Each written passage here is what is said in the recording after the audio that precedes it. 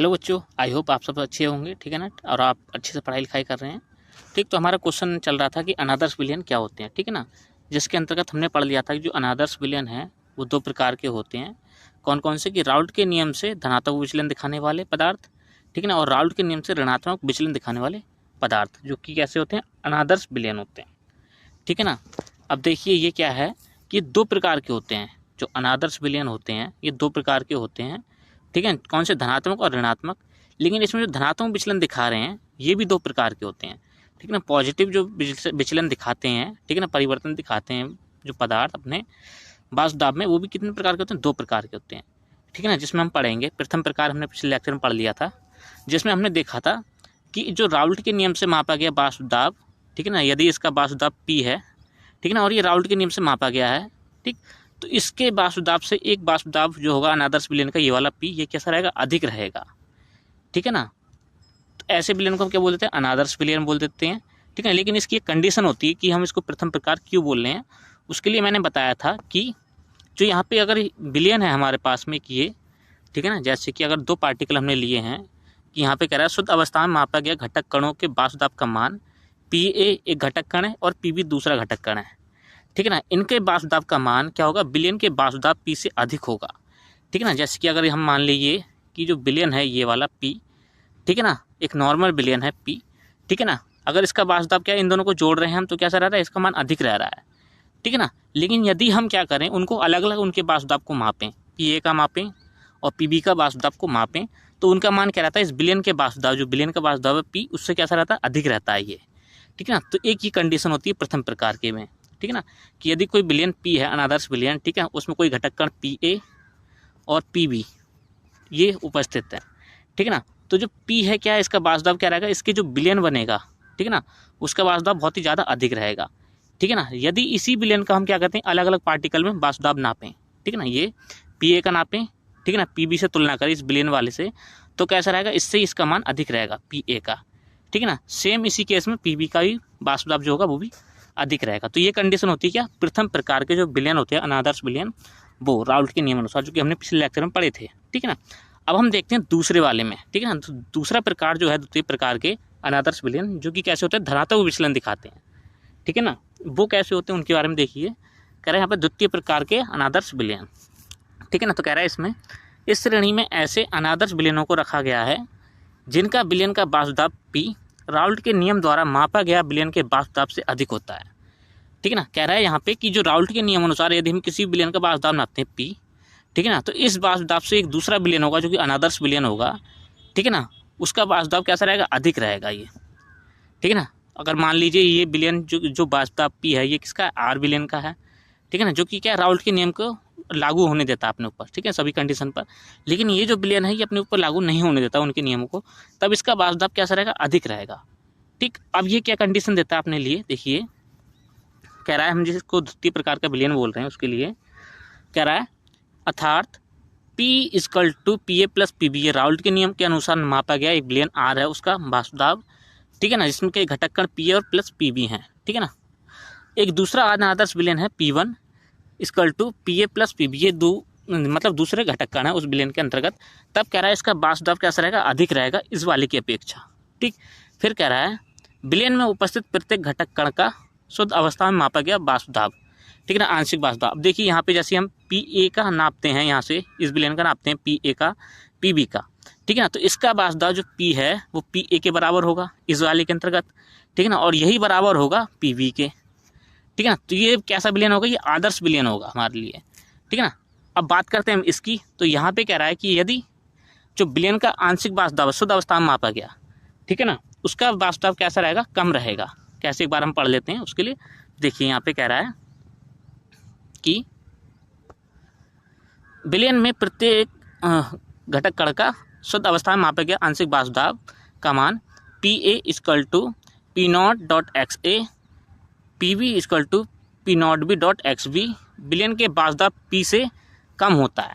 कहने का मतलब ये हुआ कि जो इनका वाष्पदाब का मान है Pa और Pb, ठीक है ना, ये क्या है? यदि हम इन दोनों को संयोजन करें, किस प्रकार से यहाँ पे संयोजन किया है, तो इनका वाष्पदाब का जो मान होगा वो क्या रहेगा? विलयन के वाष्पदाब P से कैसा रहेगा? कम रहेगा। मतलब क्या हुआ कि जो P1 होगा उसकी वैल्यू ज़्यादा होगी Pa से, ठीक है ना। सेम यहाँ पे P1 है उसकी वैल्यू ज़्यादा होगी किससे, पी बी से, ठीक ना। और इससे पहले वाले हम क्या पढ़ रहे थे, इसकी अपोजिट पढ़ रहे थे, जो कि कैसा था, प्रथम प्रकार का विलयन था, ठीक है ना। लेकिन ओवरऑल जो विलयन होता है उसका भी बास दाब कैसा रहता है, अधिक रहता है इससे, ठीक है ना। तो यहाँ पे देखिए, यहाँ पे कह रहा है जो पी ए है इस वाले में, जो पी वन है उसका मान कैसा रहेगा, अधिक रहेगा किससे, पी ए से, ठीक। और क्या है, जो पी बी है उसका भी मान कैसा रहेगा, छोटा रहेगा। मतलब ये दोनों क्या है, छोटा रहेंगे, कौन से बास दाब से, इस वाले बास दाब से, जो कि कैसा है, अनादर्श विलयन है, ठीक है ना। समझ में आया ना मैं कहना चाह रहा हूँ, क्या कहना चाह रहा हूँ आपसे। चलिए फिर, ठीक ना। फिर आगे देखिए, कह रहा है यहाँ पे कि अर्थात जो विलयन P1 है हमारा, यहाँ से विलयन P1, इसका मान अधिक है इसके बास दाब से, पी ए के जो घटक कण है शुद्ध अवस्था में मापा गया बास दाब, उसके बास दाब से क्या है, इसका मान अधिक है, जो कि कैसा है, विलयन का बास दाब है।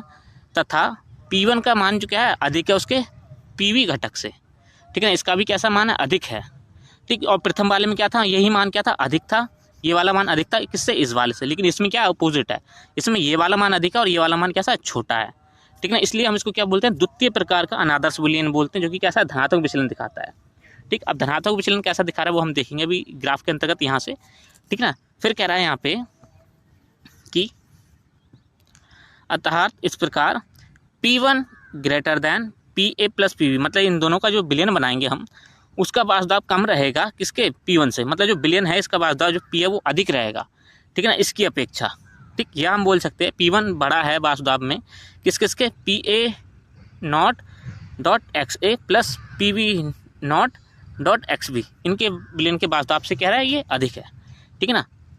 कहने का मतलब ये हो, इसका मान भी क्या है, ये इसका मान छोटा है किसकी अपेक्षा, इससे, और इसका मान भी क्या है, इसकी अपेक्षा छोटा है, ठीक है ना। फिर कह रहा है यहाँ पे, तथा इस प्रकार विलयन में डेल्टा मिक्सिंग की एनर्जी जो होती है वो कैसी होती है, जीरो नहीं होती है, ठीक है ना। मतलब क्या हुआ, जब हम PA और PB को मिक्स करेंगे, ठीक है ना, तो उसमें जो मिक्सिंग की एनर्जी होगी, ठीक, वो कैसी रहेगी, जीरो नहीं रहेगी, ठीक है ना। डेल्टा मिक्सिंग की जो एनर्जी है, ठीक है ना, H=0 नहीं होगा, ठीक है ना, ये कहना चाह रहा है यहाँ पे ये, ठीक है ना। फिर आगे देखिए, मतलब उसमें जो मिक्सिंग करेंगे हम, उसमें कुछ ना कुछ एनर्जी जरूर होगी, ठीक ना, या हम उसको ऊर्जा दें, ठीक है ना, या उसकी ऊर्जा की आवश्यकता हो किसी भी प्रकार की, ठीक है, जैसे प्रकाश की ऊर्जा होगी उसकी भी आवश्यकता हो मिक्सिंग के लिए, ठीक। फिर कह रहा है अपितु पॉजिटिव होती है, मतलब क्या हुआ, जिसमें ऊर्जा होती है वो कैसी रहती है, पॉजिटिव रहती है, ठीक। फिर कह रहा है तथा घटकों के घुलनशीलता, घटक जो हैं उनकी घुलनशीलता के लिए, मतलब घुलने के लिए उन्हें ऊष्माशोषी प्रक्रिया चलती है। मतलब क्या हुआ कि PA को हम यदि PB के साथ घोल रहे हैं किसी के अंतर्गत, तो हमें वहाँ पे ऊर्जा की आवश्यकता पड़ेगी। हम इसको जब ऊर्जा देंगे, किसी प्रकार की ऊष्मा या ऊर्जा देंगे, ठीक है, एनर्जी देंगे, तब क्या होगा, P PB के साथ में घुलेगा, ठीक है ना। यह हम कह सकते हैं PB PA के साथ में घुलेगा, ठीक है ना। इस प्रकार की अभिक्रिया को हम क्या बोल देते हैं, ऊष्मा शोषी अभिक्रिया बोल देते हैं, ठीक है ना। फिर यहाँ पे कह रहा है आगे, इस प्रकार घटक कण A व B राउल्ट के नियम से धनात्मक विचलन दिखाते हैं, ठीक है ना। मतलब क्या हुआ कि जो घटक कण है A और B राउल्ट के नियम अनुसार कैसे विचलन दिखा रहे हैं, धनात्मक विचलन दिखा रहे हैं। क्यों दिखा रहे हैं, क्योंकि इनके बास दाब के मान क्या है, राउल्ट के नियम के अनुसार मापे गए बास दाब से, जो राउल्ट के नियम अनुसार मापा गया बास दाब P है उससे क्या है, अधिक है ये वाला मान, ठीक है ना। इस कारण से कैसे दिखा रहे हैं, धनात्मक विचलन दिखाते हैं अपने बास दाब में, ठीक है ना। जो इनका वेपर प्रेशर होता है उसका मान कैसा रहता है, अधिक रहता है, ठीक। अब देखिए यहाँ पे कह रहा है PX वक्र, ठीक है ना, इसको हम बोलेंगे दाब मोल प्रभाज या मोल अंश वक्र, ठीक है ना। तो कह रहा है यहाँ पे स्थिर ताप, ठीक है ना, स्थिर ताप पर राउल्ट के द्वारा प्रदत्त PX वक्र तथा विलयनों का वासुदाब, ठीक है ना। यहाँ पे इस वक्र के अंतर्गत हम देखेंगे कि ये जो लाइन जा रही है ये सीधी, ये राउल्ट के नियम अनुसार एक शुद्ध अवस्था में मापे गए आदर्श विलयन के वासुदाबों को प्रदर्शित करती है, ठीक है ना। जो यहाँ पे क्या है, P0A P0B, ठीक है ना, घटक कण A का ये वेपर प्रेशर दिखा रहा है ये लाइन, ठीक है ना, ये घटक कण दूसरे का वेपर प्रेशर दिखा रही है, और यहाँ पे T क्या है, निश्चित है, ठीक है ना। ये क्या है, XA=1, जब हम इसको यहाँ से लेते हैं कैलकुलेट करते हैं तो हम कुछ इस लाइन के अकॉर्डिंग ड्रॉ करते हैं ग्राफ के लिए, ठीक है ना। जिसमें क्या होता है, PB यहाँ पे कह रहा है XB जो है 0 रहेगा, ठीक। यहाँ पे XA को हम 0 रखते हैं, XB को 1 लेते हैं, तो हम इस लाइन के अकॉर्डिंग अपने जो वासुदाब है कैलकुलेट करते हैं, ठीक। अब यहाँ पे देखिए कि ग्राफ में देखिए क्या लिखा हुआ है। अब इसमें देखिए आप कि यहाँ पे ये जो लाइन ड्रॉ करी जा रही है यहाँ पे आदर्श विलयनों के लिए है, ठीक है ना, जिसमें हम देख रहे हैं कि जो विलयन का वासुदाब है जिनके घटक कण क्या है, PA और PB हैं, ठीक है ना। इनके बाजुदाब के बराबर है विलयन का बाजुदाब। लेकिन हम यहाँ क्या देखते हैं कि इनके जो घटक कण है इस विलयन के अंतर्गत P के अंतर्गत PA और PB, ठीक है ना, इनके विलयन का जो घटक कणों का योग है, इनके घटक कण जब आपस में मिलके विलयन बना ले रहे हैं तो उस विलयन का बाजुदाब P है क्या है, अधिक है। वो किससे, इस वाले की अपेक्षा, ठीक है ना, ये कैसा है, अधिक है।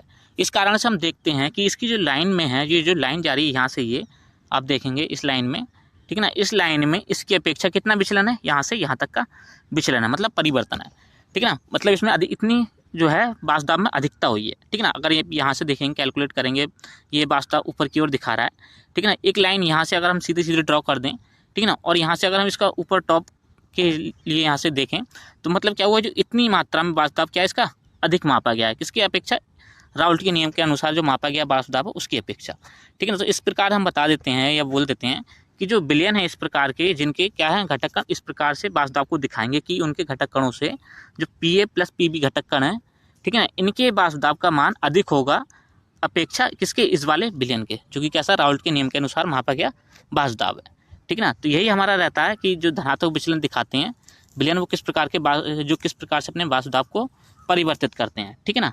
और यहाँ पे एक उदाहरण है, यहाँ पे देखिए आप कि बेंजीन को हम जैसे ही साइक्लोहेक्सेन के साथ में ऐड करते हैं, ठीक है ना, किसी ऊष्मा को देकर, ठीक है ना, एनर्जी को देकर, तो हमारे लिए एक सोल्यूशन प्राप्त होता है जो कि कैसा होता है, अनादर्श विलयन होता है, ठीक है ना, और जो कि कैसा है, सेकंड प्रकार का है, ठीक।